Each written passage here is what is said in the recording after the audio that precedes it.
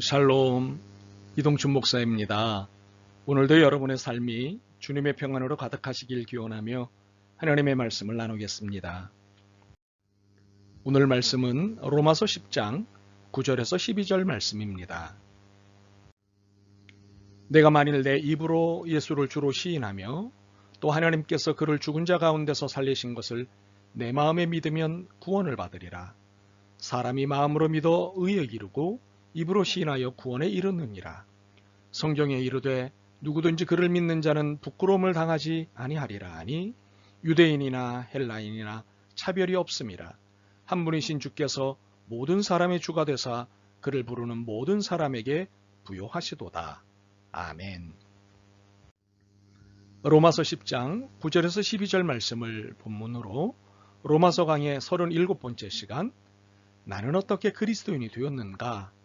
라는 제목의 말씀을 나누도록 하겠습니다. 노벨상은 현재 지구상에서 받는 상 중에 가장 영광스러운 상일 것입니다. 그런데 이런 상을 두 번씩이나 받은 사람이 있습니다.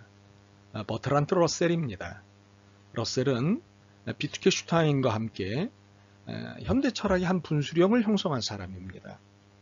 이 사람은 철학자이면서 수학자이고 또한 반전평화주의자 등 여러 가지 삶을 탁월하게 살았던 사람입니다. 이런 러셀이 그리스도인들에게 특별히 관심을 받는 것은 두 번의 노벨 평화상을 받았다는 사실 때문이 아닙니다. 그에 져서 나는 왜 그리스도인이 아닌가, 나는 왜 기독교인이 아닌가라는 책 때문입니다. 러셀은 1927년 영국 비종교인협회 런던 남부 지부에서 강연을 하면서 자신이 왜 기독교인이 아닌지를 강변하는 연설을 했습니다. 그리고 그것을 책으로 내놓았습니다. 러셀은 자신이 기독교인이 안 될 수밖에 없는 이유를 다양하게 더욱이 철학자요 수학자답게 빈틈없는 논리로 전개합니다. 그리고 노벨 평화상 수상자답게 나름 평화적 관점에서 기독교의 폭력성을 들추어내어 이래서 난 기독교인이 아니다 라는 강변을 합니다. 러셀의 책 나는 왜 기독교인이 아닌가의 내용의 일부를 읽어드리겠습니다. 나는 죄에 대한 형벌은 지옥불로 다스린다는 이 모든 교리가 잔인한 교리라고 말하지 않을 수 없다. 그것은 세상에 잔인성을 심고 대를 잇는 잔인한 고문을 부여한 교리다. 그렇게 된 원인을 따져볼 때 예수 기록자들이 묘사한 대로라면 분명 복음서의 예수에게 어느 정도 책임이 있다고 생각하지 않을 수 없다. 이 세상은 선하고 전능한 하나님에 의해 창조되었다고 한다. 세상을 창조하기 전 하나님은 세상이 안게 될 온갖 고통과 불행을 내다보셨다.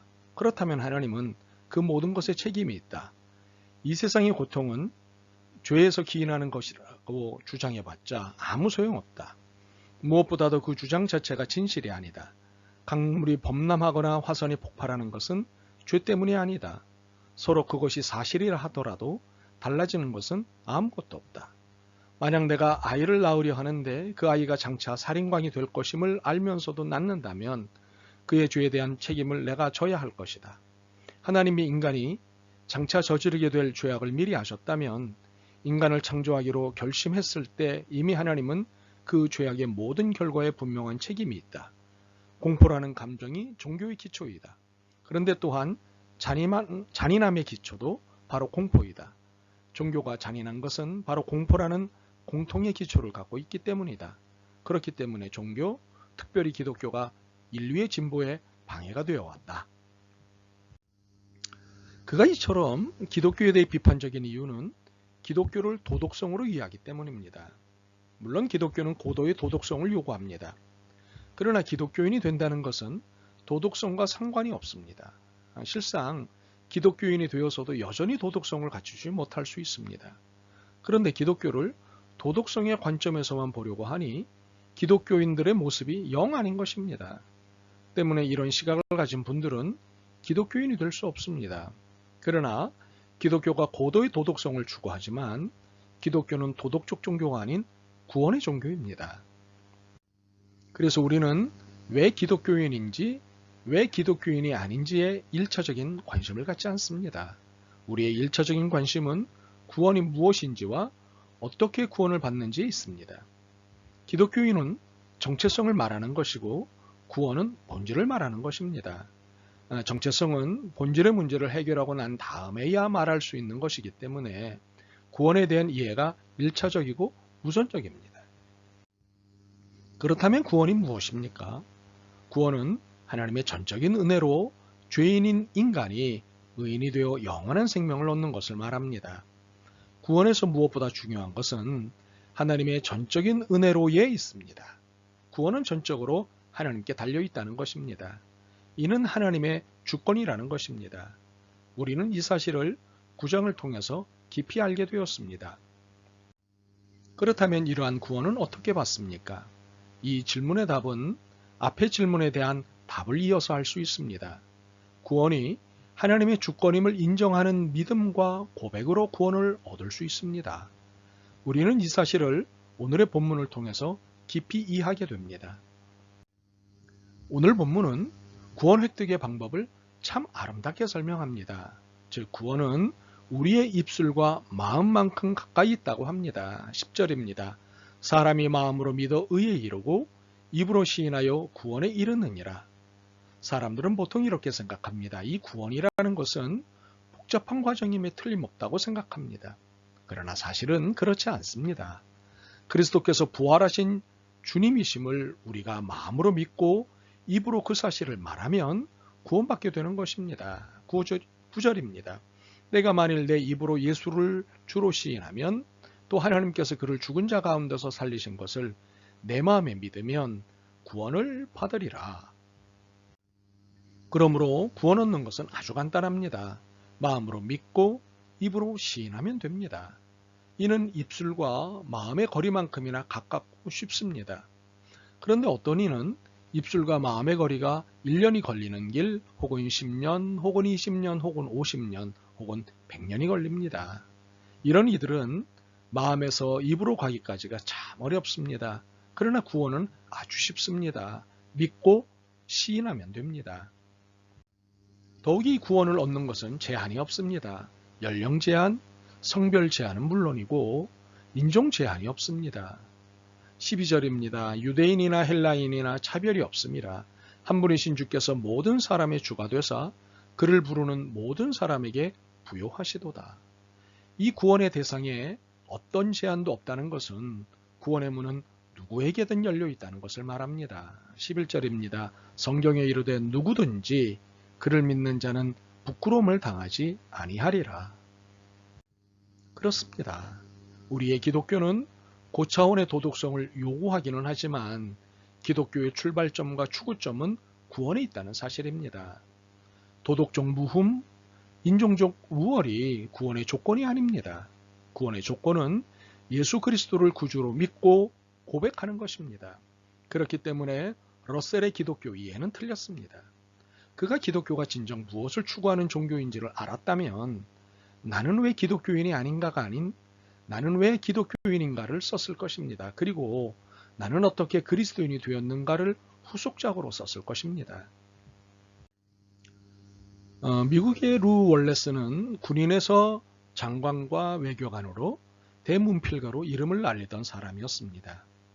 이 사람은 평소 기독교에 대해 적개심을 갖고 있었습니다. 그래서 그는 자신이 세상을 떠나기 전에 세상을 깜짝 놀라게 할 만한 반기독교적 작품을 쓰기로 결심을 했습니다. 자신의 작품을 읽으면 누구든 단순히 기독교를 안 믿는 정도가 아니라 아예 적그리스도가 되게끔 하겠다는 야심찬 구상을 했습니다. 그리고 세계 도처로부터 자료를 수집하기 시작했습니다.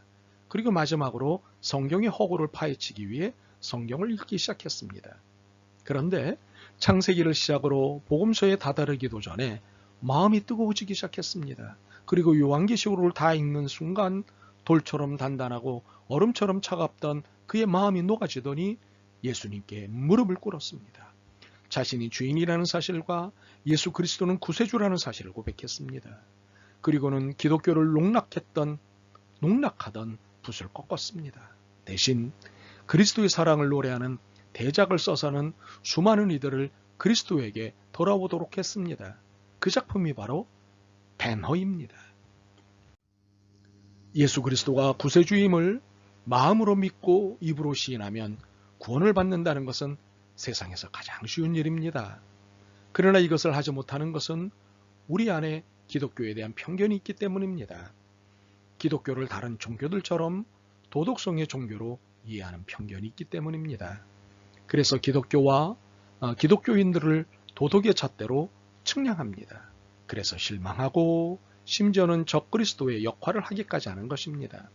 그러나 기독교는 어느 누구에 대해서도 제한이나 편견이나 차별을 둔 적이 없습니다. 더욱이 도덕성을 유무로 구원을 제한하지 않습니다. 모든 사람을 사랑하시는 하나님 때문에 누구에게든 기독교의 구원의 문은 활짝 열려 있습니다. 마음으로 믿고 입으로 시인하기만 하면 됩니다. 아멘. 주님, 저희가 마음으로 믿고 입으로 시인함으로 구원받은 사실을 기억하며 감사드립니다. 세상에 이 쉽고도 귀한 구원의 역사를 의심하는 이들이 너무도 많습니다. 오해하고 곡해하는 이들도 너무 많습니다. 저들을 불쌍히 여기시고 저들의 마음을 움직이시옵소서. 성령님, 구원의 역사를 허락하옵소서. 예수 그리스도의 이름으로 기도드립니다. 아멘. 오늘도 여러분의 믿음과 삶을 응원합니다. 사랑합니다.